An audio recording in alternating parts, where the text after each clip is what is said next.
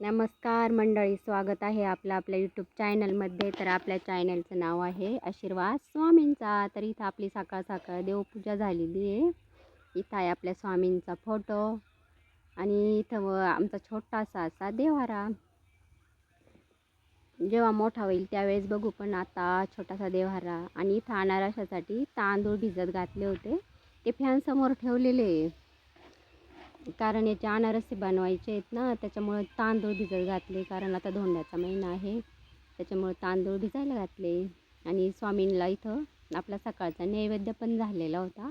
तर म्हटलं चला स्वामींना एकदा नैवेद्य ठेवला म्हणजे कुणी आलं तर जेवण करून घेतात. आमचा दररोजचा नैवेद्य असतो स्वामींना.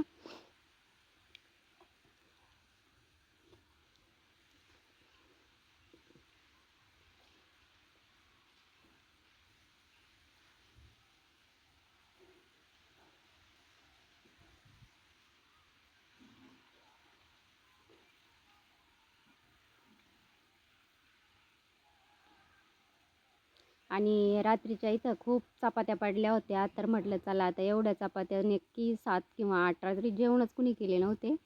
म्हटलं चला याचे आता ना तुकडे बनवूया, म्हणून त्याच्यासाठी 2 कांदे घेतले, मिरच्या घेतल्या, शेंगदाणे घेतले आणि मिक्सरमधून काढून घेतले बारीक. आणि कारण लाईटसुद्धा आमच्याकडे फुल नव्हती, त्याच्यामुळे मग थोडेसे ते जाडसरच वाटत होते. पण चला म्हटलं त्याच्यावर थोडासा पाण्याचा शिपका मारला आणि म्हटलं चला मस्त नाश्ता करूया. आणि नंतर इथं कांदा चटणी बनवून घेतलेली आहे.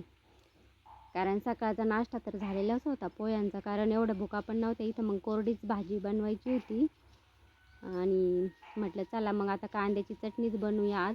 तर मग कांद्याची चटणी बनवली.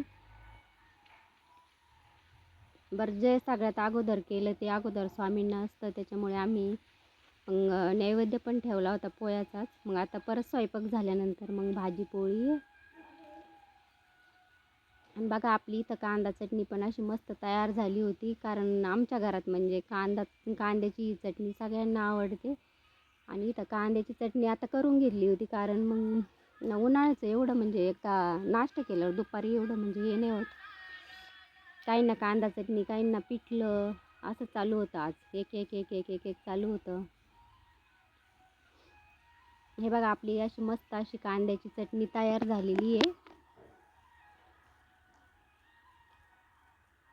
कारण याला 2 कांदे कापून घेतले, मीठ, मिरची, लसूण, शेंगदाणे मिक्सरमधून काढून घेतले, कांदा चांगला परतून घेतला आणि नंतर मग ते काढलेलं ते मिरच्याचं त्याचं ते वाटण ते पण छान परतवलं आणि मस्त अशी कांद्याची चटणी तयार केली. नंतर मग दुपारचा टाईम झाला होता, सगळं आवरून घेतलं होतं घरचं. मग गिन्नी गवत असं आणावं लागतं आम्हाला आता, कारण इकडं जाण्यासाठी म्हणजे रस्ता नाही आहे, ट्रॅक्टर काहीच नाही आहे. मग आम्हाला असं गिन्नी गवत डोक्यावरच आणावं लागतं सगळं. म्हणजे एवढं गाडीवर गिन्नी गवत आम्ही सकाळी एकदा, दुपारी एकदा म्हणजे डोक्यावरच आणतो. कारण ते आता कुट्टी करायची होती, त्यामुळं ऊन असो पाऊस असो आमची म्हणजे गिन्नी गवत डोक्यावरच असतं. मग नंतर थोडासा कारोडींसाठी घास पण कापून घेतला होता, कारण त्या कुट्टी काही बारीक कारोडी आहेत, त्याच्यामुळे त्या खात नाही ना कुट्टी एवढी. मग त्यांच्यासाठी थोडासा पटपट घास कापला.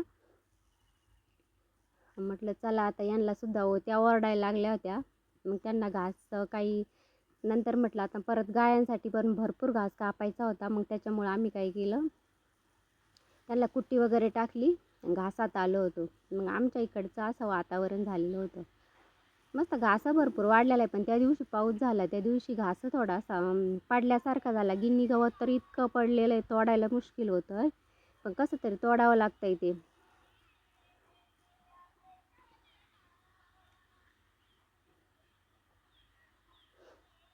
हे घास अगोदर इतकं गवत झालं होतं, हे कपाशीचं रान होतं अगोदर, पण नंतर आम्ही काय केलं सगळं खुरपून घेतलेलं आहे. आणि आता थोडंफार गवत राहिलं ते कापताच काढून टाकतो. आणि इकडं हे दिसतं ते गिन्नी गवत आहे.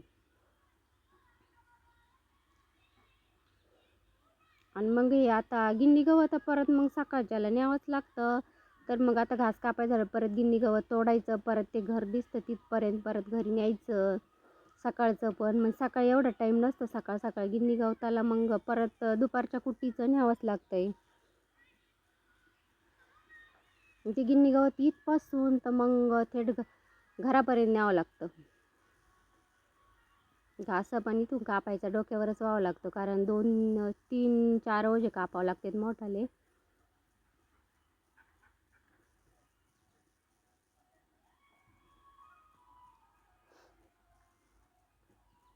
घास उन्हामुळे पिवळट वाटतं, पण घास एकदम मस्त हिरवा, पण तो ऊन पडलेलं आहे आता जास्त